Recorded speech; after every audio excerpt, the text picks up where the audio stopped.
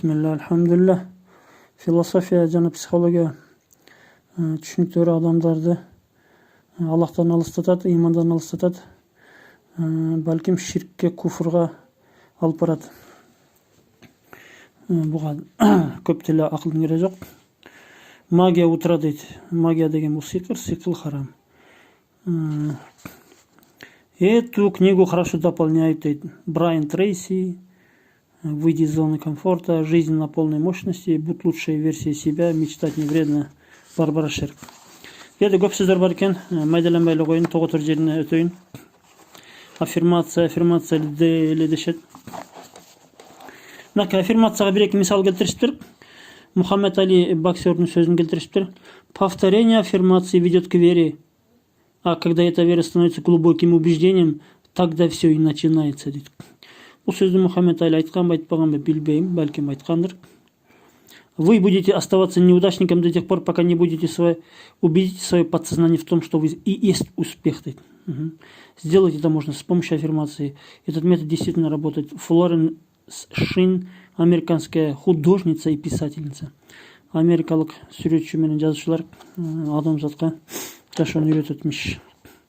Я величайший на все времена. Мухаммед Али повторял эти слова снова и снова. Затем действительно стал величайшим. Мухаммед Алинин ушул сөзүн бурмалап, башка сөздөрүн жашырып, өзүнө керектүү эле сөзүн колдонуп атышат да мындай. Демек ушул сөздү айта берсе адам ушундай болот имиш. Мухаммед Али сыяктуу болом деп канчасы травма алды, өлдү, ажырашты, нерсе болду.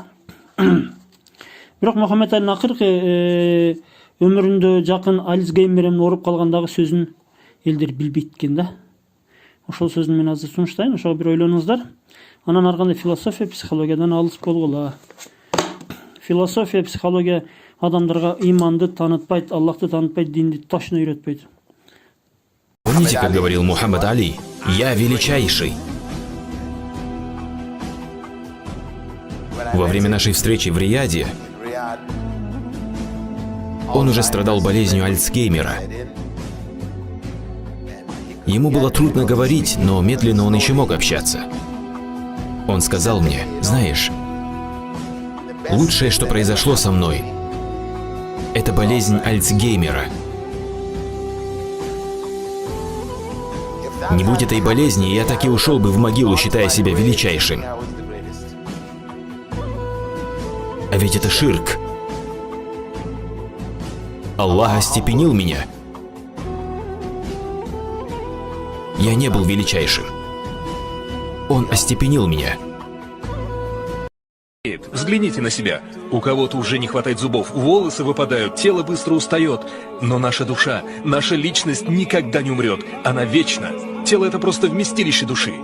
Так что Бог испытывает нас, как мы относимся друг к другу, как мы живем. В раю ли будет наше прибежище в итоге? Материальные тела недолговечны.